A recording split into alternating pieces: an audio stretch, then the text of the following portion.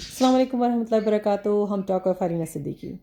میرے والد مرحوم اللہ ان کو جنت نصیب کرے، وہ کہا کرتے تھے کہ ہر ایک انسان کو کبھی بھی ڈس رسپیکٹ نہیں کرو intentionally. Never disrespect anybody intentionally and never cheat anybody financially. ٹھیک ہے. اینڈ دین لو آل دا مسلمین انکنڈیشنلی. تو یہ وہی کہتے تھے کہ اپنی زندگی کا موٹو یہ بنا لو کہ آپ نے ان اصولوں پہ چلنا ہے جو رسول اللہ صلی اللہ علیہ وسلم نے فرما دیا. بندے کی پہچان آپ کیسے کرتے ہیں؟ بندے کی پہچان ایسے کرتے ہیں کہ یا تو آپ اس کے ساتھ سفر کرتے ہیں، یا آپ اس کے ساتھ کوئی ٹرانزیکشنل منی ٹرانزیکشن کرتے ہیں، یا اس کے ساتھ لین دین کرتے ہیں، بزنس کا معاملہ کرتے ہیں. ٹھیک ہے نا. پھر آپ اس کے ساتھ رہ کر دیکھتے ہیں. ٹھیک ہے. تو مطلب یہ تینوں چیزیں اگر آپ کرتے ہیں اور آپ کو بندے کی پہچان ہو گئی، تو بھی آپ کے پرسنل اسٹینڈرڈز ایسے ہونے چاہیے کہ جس طرح رسول پاک صلی اللہ علیہ وسلم کا طریقہ کار تھا. انہوں نے اپنے بدترین دشمنوں کو بھی معاف کر دیا. ٹھیک ہے.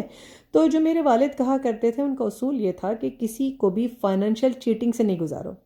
کیونکہ آپ نے کسی کا مال کھا لیا، چاہے وہ یتیم ہے یا آپ کا بزنس پارٹنر ہے یا آپ کا بھائی ہے یا کوئی بھی، اگر آپ نے کسی کا مال کھا لیا تو وہ تو شاید آپ کو معاف کر دے یا نہیں معاف کر پائے، یا اس کو پتہ بھی نہ چلے شاید، لیکن قیامت کے دن وہی مال آپ کے گلے کا توق بن جائے گا.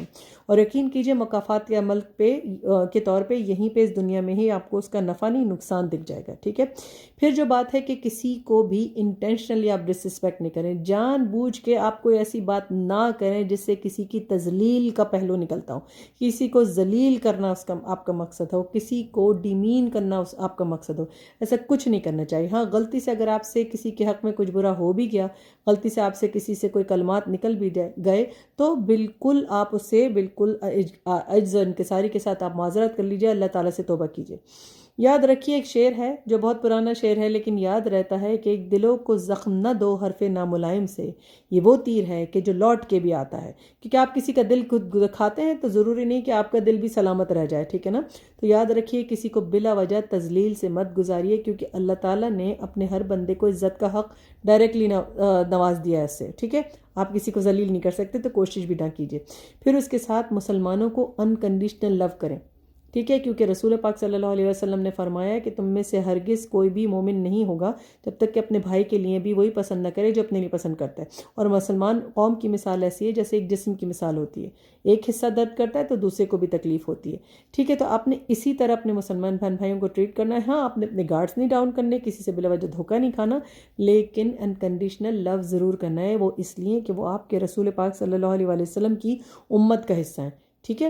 آپ اپنے خود کے اصول بنائیے، دوسروں کے اصولوں پہ مت چلیے. اور اگر دوسرے بے اصولی کا شکار ہیں تو آپ ان کو فالو نہیں کیجیے، صرف یہ کہہ کے کہ اس نے بھی تو میرے ساتھ برا کیا تھا تو میں اس کے ساتھ بھلا کیوں کروں.